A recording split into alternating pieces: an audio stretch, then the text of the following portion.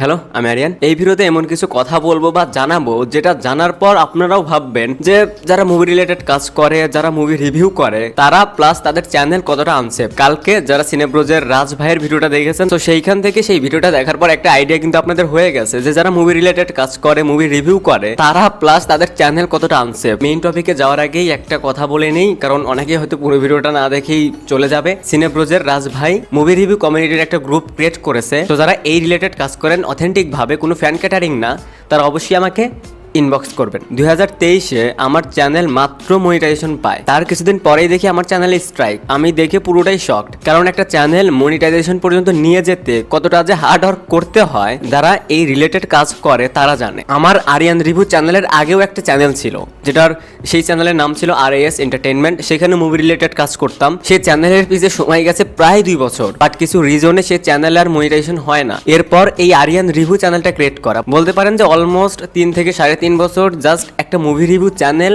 এই পর্যন্ত নিয়ে আসার পিছেই গেছে। সো যখন এই চ্যানেলে মনিটাইজেশন মাত্র পেয়েছি, ঠিক সেই টাইমে একটা স্ট্রাইক। সেই স্ট্রাইকটা দেওয়ার রিজন কি ছিল জানেন? আমি আমাদের দেশের একজন সুনামধন্য, আমি নাম বলছি না, তার একটা সিনেমার আমি ট্রেইলার রিভিউ করেছিলাম। যখন স্ট্রাইকটা আসে, যাকে স্ট্রাইকটা দেওয়ানো হয়, আমি তখন তাকে আস্ক করি যে ভাই ভুলটা কোথায়। তখন সে জানায় আমার এই রিভিউটা নাকি তার বসের ভালো লাগেনি। তাহলে ভাবুন, একটা ছেলে এত কষ্ট করে চ্যানেলটা এই পর্যন্ত নিয়ে আসছে। হ্যাঁ, আমি জানি যে একটা স্ট্রাইকে কিছু হয় না, বাট কেউ, কোনো কন্টেন্ট ক্রিয়েটর চায় না যে তার চ্যানেলে একটা জাস্ট কপিরাইট ক্লেমই থাকুক, এটাই কেউ চায় না। সেখানে তো একটা স্ট্রাইক, জাস্ট তার ভালো লাগেনি রিভিউটা।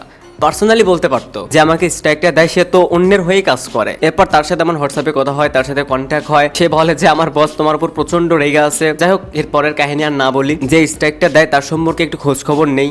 সে মূলত এই রিলেটেডই কাজ করে। সে চাইলে একটা চ্যানেল তুড়ি মেরে উড়াই দিতে পারে। সো ওই টাইমে এরকম একটা রিস্ক অন্য কেউ নিবেও না। ধরেন আমি তাকে এক্সপোজ করলাম, তখন আমার চ্যানেলটা অত বড় না যে এই ব্যাপারটা নিয়ে কথা বললে তার উপর কোনো ইফেক্ট পড়বে। ইভেন সেই সময়ে যারা মুভি রিলেটেড কাজ করতে, তাদের সাথে আমার কন্ট্যাক্টও ছিল না, বা মাথায় তখন ওইসব আসেও নি। এরপর 1 দিন 2 দিন 3 দিন এভাবে ঘুরাতে ঘুরাতে ফাইনালি তারা স্ট্রাইকটা তুলে নেয়। এখন এই কথাগুলো বলার রিজন হচ্ছে, দেখেন ওই টাইমে যদি আমার আরো কিছু ক্রিয়েটরদের সাথে কন্ট্যাক্ট থাকতো বা একটা কমিউনিটি থাকতো, তখন কিন্তু আমি তাদের সবাইকে কিন্তু আমি বিষয়টা জানাতে পারতাম। যখন সবাইকে এই বিষয়টা জানাতাম, তখন এই ব্যাপারটা নিয়ে সবাই কথা বলতো। একটা চ্যানেল থেকে কথা বললে তার উপর যে ইফেক্ট পড়বে, এটা কিন্তু কখনোই হবে না। সো একটা টপিক নিয়ে যদি 10 থেকে 15 জন বা 20 জন যদি কথা বলে, তখন তার উপর ইফেক্ট পড়বে। তখন সে বাধ্য হবে, সে তখন কয়টা চ্যানেল নষ্ট করবে, কয়টা চ্যানেলকে স্ট্রাইক দিবে। সো এটার জন্যই কালকে সিনেব্রোজের রাজ ভাই একটা মুভি রিভিউ কমিউনিটি একটা গ্রুপ ক্রিয়েট করেছে। সো যারা এই রিলেটেড কাজ করেন, তারা অবশ্যই আমাকে মেসেজ করবেন। আমি কমেন্ট সেকশনে আমার প্রোফাইলের লিঙ্ক দিয়ে দিব। তবে হ্যাঁ, সবারই দরকার নেই আমাকে ইনবক্স করার। আই মিন, যেসব চ্যানেল ফ্যান ক্যাটারিং করে তাদের কোনো দরকারই নেই এই গ্রুপে অ্যাড হওয়ার,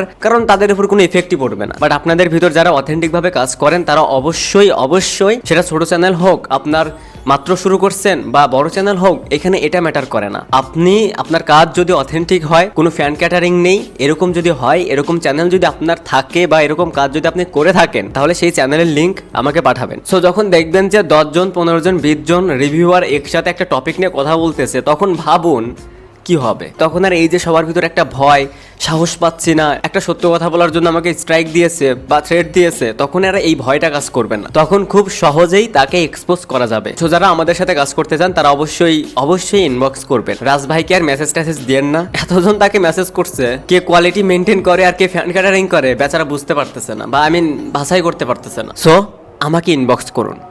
বাই।